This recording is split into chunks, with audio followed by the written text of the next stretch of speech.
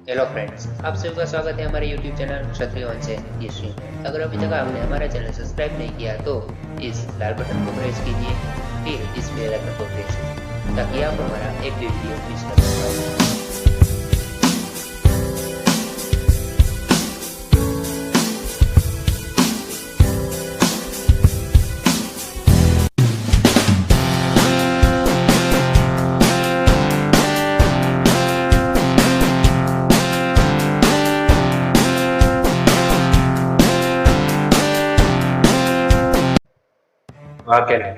वाघेला वंश का शासन गुजरात, उत्तर राजस्थान, पश्चिम मध्य प्रदेश और उत्तर महाराष्ट्र में था। इतिहास। महाराजा राज सोलंकी की दो पत्नी। पहली पत्नी सामंत सिंह चावड़ा की बहन, उनका पुत्र पाटन का प्रसिद्ध राजा मूलराज सोलंकी। दूसरी पत्नी कच्छ के लखजी जाडेजा नाको फुलानी की बहन, उनका पुत्र हुआ, उनका नाम राकाया या रावत। लखजी जाडेजा ने एक बार आवेश में आके महाराजा राज सोलंकी की हत्या की। तब से उनके पुत्र राकायत जी और उनकी माता अपने मामा लखजी जाडेजा के यहाँ रहने लगे। धीरे धीरे समय बीतता गया और राकायत जी बड़े गए। राकायत जी की शादी रायमती के साथ हुई थी। उनका एक पुत्र हुआ।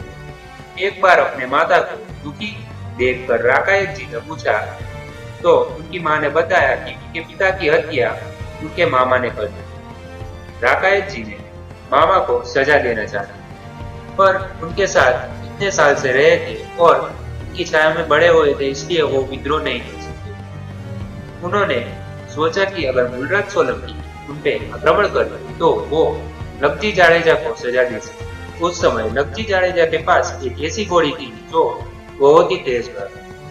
वो घोड़ी को लेके राकायत जी पाटन गए और मूलराज सोलंकी को सारी बात बताई।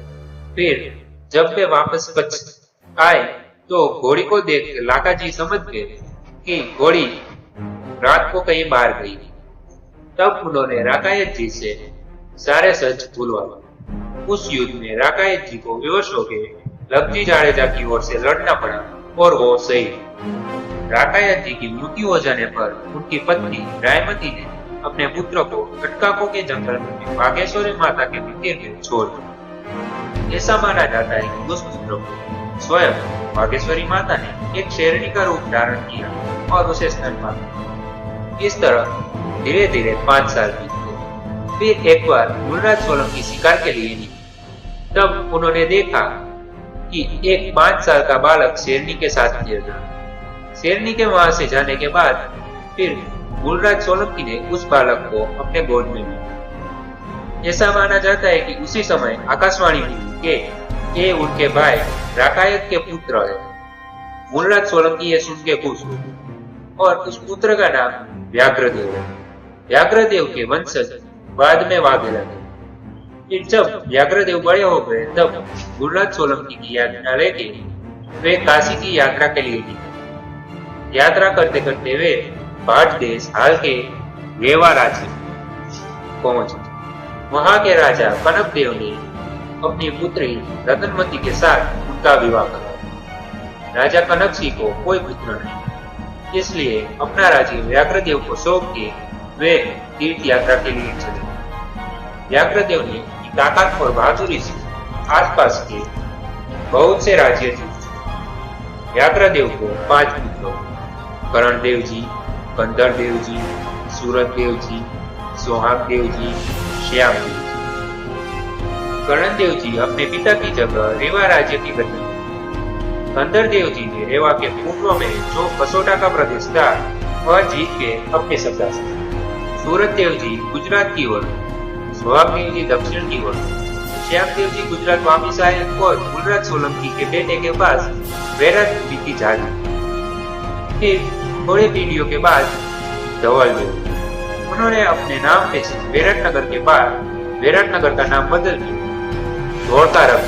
फिर थोड़े समय बाद विशाल देव जी वाघेला। विशाल देव जी वाघेला ने त्रिभुवन पाल सोलंकी के बाद गुजरात के राजा बने। वो गुजरात के पहले वाघेला राजा। उन्होंने अभिनव सिद्धराज और अमर अर्जुन जैसे अनेक नाम की उपाधियां धारी।